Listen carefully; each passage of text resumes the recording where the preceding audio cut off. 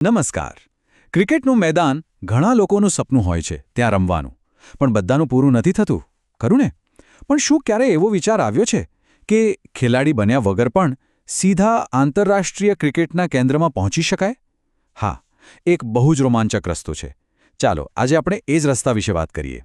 તો સવાલ એ જ છે કે ભાઈ બેટ બોલ વગર મેદાનની વચ્ચોવચ કેવી રીતે પહોંચાય? મોટાભાગના તો કહેશે કે આ શક્ય જ નથી. પણ એક એવો પ્રતિષ્ઠિત વિકલ્પ છે જે કોઈને પણ સીધા જ એક્શનની વચ્ચે લઈ જાય, એવી જગ્યાએ જ્યાં કોઈનો એક નિર્ણય આખી રમત પલટી શકે છે. તો ચાલો જોઈએ કે આ આખી સફર કેવી હોય છે.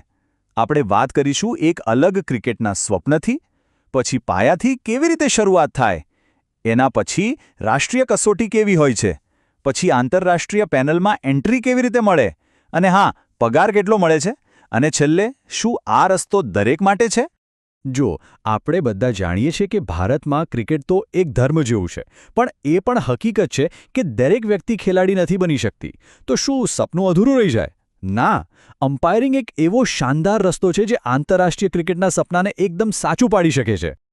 તો કોઈપણ મોટી સફરની જેમ અહીં પણ શરૂઆત એકદમ પાયાથી જ થઈ છે. સૌથી પહેલું અને સૌથી અગત્યનું કામ છે પોતાના રાજ્યના ક્રિકેટ એસોસિએશન સાથે જોડાવું. અને બસ અહીંથી જ પાયો મજબૂત થવાની શરૂઆત થાય છે.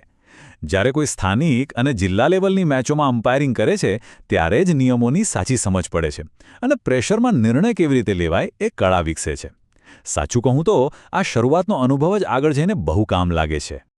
સારું, તો લોકલ લેવલ પર થોડો અનુભવ મળી ગયો.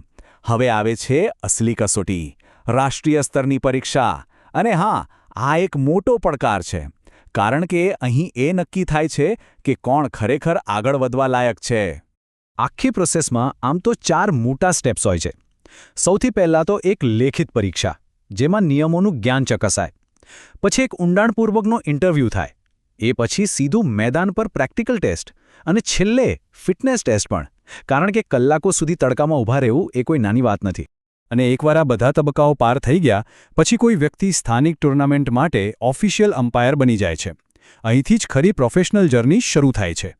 હવે સ્થાનિક સ્તરે નામ બની ગયું, અહીંથી જ આંતરરાષ્ટ્રીય મંચના દરવાજા ખોલવા લાગે છે.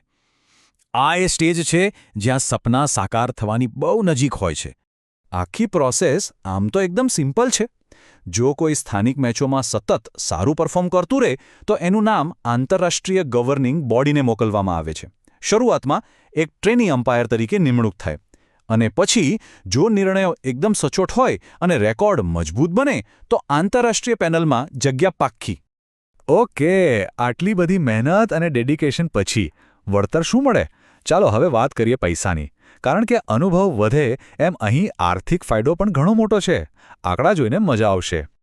જરા આ જુઓ, ટી20 મેચ માટે અંદાજે 1.5 થી 2 લાખ રૂપિયા, વન ડે માટે 2 થી 2.5 લાખ, અને ટેસ્ટ મેચ, જે સૌથી લાંબી અને અઘરી હોય છે, એના માટે તો 3 લાખ કે એનાથી પણ વધારે. એટલે કે વિચારો, ફક્ત એક વન ડે મેચ અમ્પાયર કરવાના 2.5 લાખ રૂપિયા સુધી. આ છે સમર્પણનું સીધું પરિણામ. અને હા, ક્રિકેટના સૌથી પ્રતિષ્ઠિત ફોર્મેટ એટલે કે ટેસ્ટ મેચ, 5 દિવસની આખરી મહેનતના મળે છે 3 લાખ રૂપિયાથી પણ વધુ. અને વાત અહીં પૂરી નથી થતી. મેચ ફી તો અલગ, એની ઉપર મુસાફરી, હોટેલ, ફ્લાઇટ અને ડેલી અલાઉન્સ બધું જ મળે છે. એટલે પેકેજ ખરેખર બહુ જ આકર્ષક બની જાય છે. અને હવે વાત કરીએ ટોપ લેવલની. જે અમ્પાયર્સ પ્રતિષ્ઠિત ઇન્ટરનેશનલ એલિટ પેનલમાં પહોંચે છે, એમની વાર્ષિક આવક 75 લાખથી લઈને 1.5 કરોડ સુધી પણ જઈ શકે છે.